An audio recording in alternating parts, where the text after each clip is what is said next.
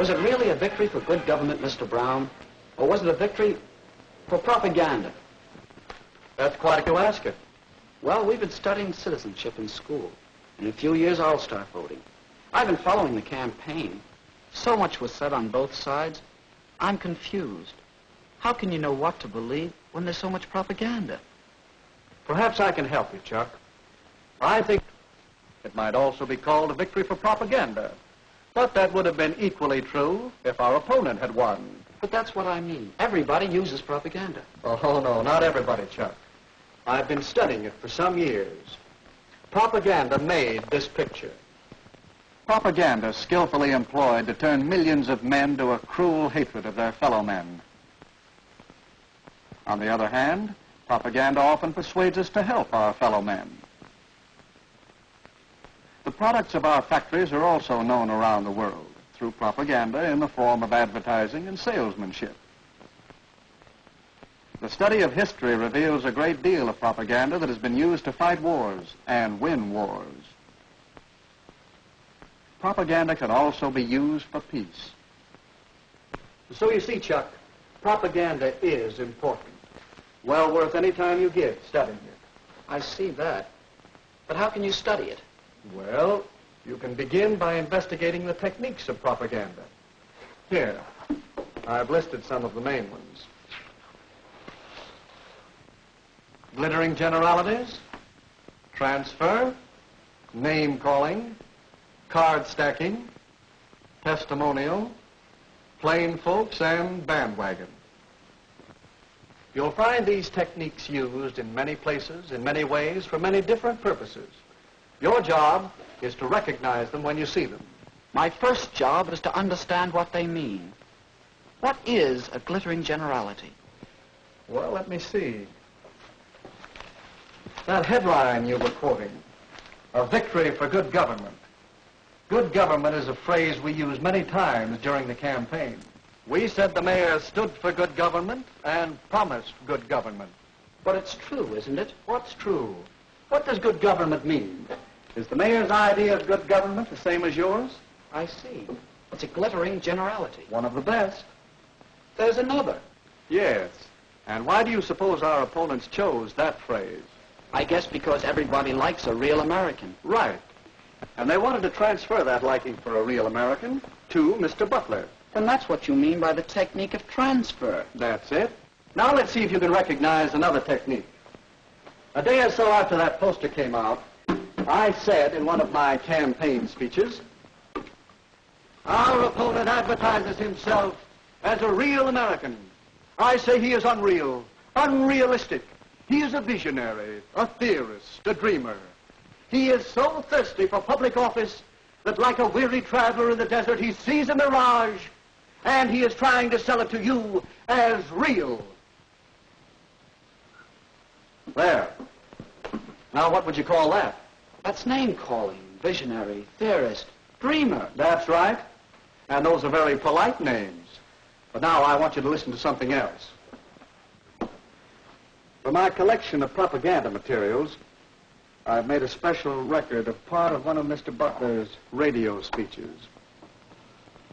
Mayor Cooper asks that he be judged by his performance in office. Very well. Let's ask him who was mayor when the municipal waterworks fell into such a state of disrepair that the whole town was without water for 2 days. Let's ask him. But no, let's not. It might embarrass him. You recognize the technique? No, I don't. It's a tricky one. Is it true about the waterworks? Partly true. That's what we call card stacking. Cooper was mayor when the pumping station broke down, but it was the men in office before him who allowed it to get into such a rundown condition, and it finally gave way before he could get anything done. I see. And card stacking is choosing some facts and leaving out others and arranging them to suit your purpose. That's the idea. Now, did you see our little campaign movie? Yes, a couple of times. Well, let's look at it again as an example of propaganda technique. It was a testimonial, wasn't it? Yes, we used other techniques, too. See if you can spot them. Will you get the light, please?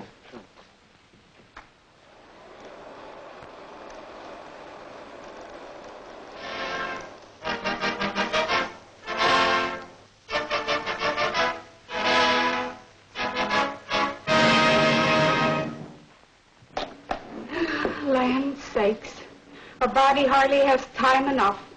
The house to clean, the washing to do, and the men folks to feed. They like their chocolate cakes, too. But I do want to take time to tell you that I've known Dick Cooper ever since he was knee-high to a grasshopper. He comes of a good, respectable family, just as honest as the day is long. And he knows our town. He's one of us. That's why I'm going to vote for Mayor Cooper.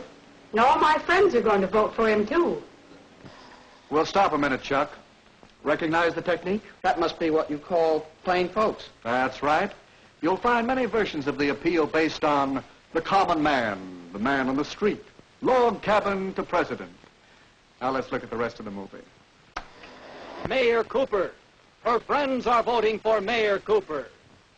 Your friends are voting for Mayor Cooper.